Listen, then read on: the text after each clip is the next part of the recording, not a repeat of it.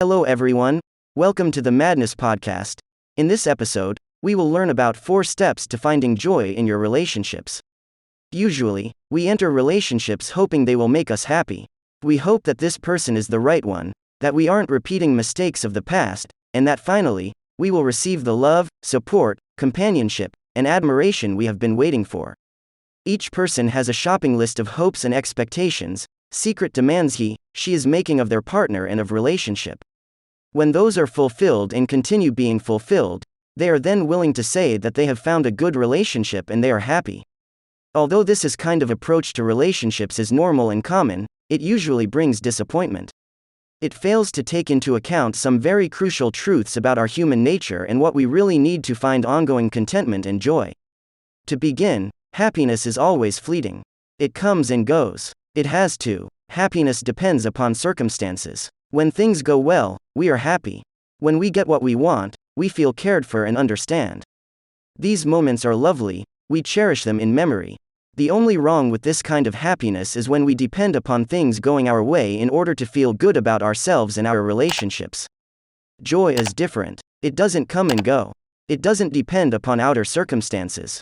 When things are difficult, our hopes are not fulfilled, it is still possible to feel joyful. Joy arises from within. It is an attitude of mind that can be developed and nurtured.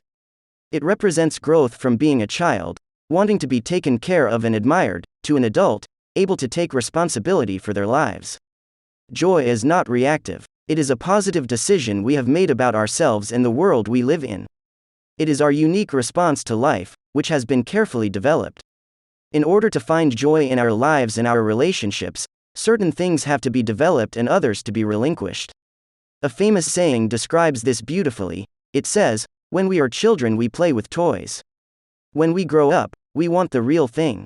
The real thing is joy." In a sense, joy is a practice. It is based upon actions taken, a way of being with oneself and others. There are steps we can practice daily. Joy is a decision we make each day. Here are some steps you can practice to find joy in your relationships. 1. Give up blaming the other person. It is very easy to find things disappointing about the person you are in a relationship with. When we are upset, we attribute it to their behavior. This is putting our well-being in another's hands. It is one of the most significant ways we destroy our joy. It is also one of the most significant ways we undermine the other person. Realize that no one made you their judge and jury. Each person has the right to be who they are at this moment. If you are upset that is your response, it does not necessarily mean that something is wrong with them. Realize that you are creating your own unhappiness by blaming and disapproving of them.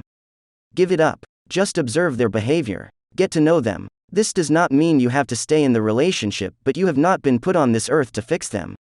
Say to yourself, they have a right to be who they are, and I have a right also. This is their life they are leading. In fact, it is your own expectations which have disappointed you. When we do not put heavy expectations on the other, but are willing to discover who they are, blame dissolves more easily. 2. Learn the art of true giving. There is a huge difference between really giving to another, and giving so you can get something back in return. Giving to get something back is nothing more than manipulation, and quickly kills our joy. Joy is based upon true giving. It is then impossible to be upset or sad. The giving itself is its own return. True giving means giving with no strings attached. Giving something to the person that they need, not something that pleases you. Think of them, not yourself. Some fear to give, feeling that they will be drained or stripped bare. The opposite is true. The more we give, the more we have. We have a sense of fullness, out of which grows joy. There are many things that can be given besides physical objects. Give time, attention, acknowledgement, let the other be right about something. Become sensitive to what a person is really needing, so they can receive it easily. Practice giving freely. Do it in little steps at first.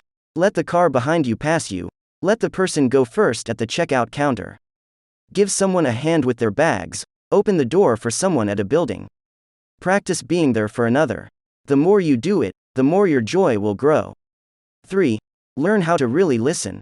There is no better way of giving to another than by really listening to them. Most of the time we listen, but do not hear what is being said.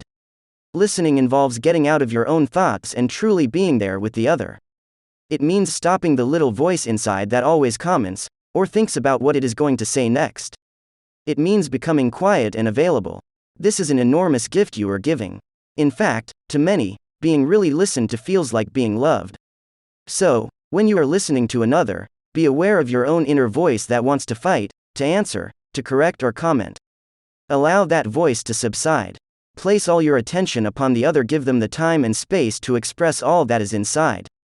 You will be amazed at how the people around you will start opening up. You will also be amazed at how joyful your own life will become. 4. Stop wanting to change the other person. One of our biggest upsets is caused by our desire to fix or change the other person. One person feels they cannot love unless that person changes. The other feels hurt, inadequate, and as though something is wrong with them.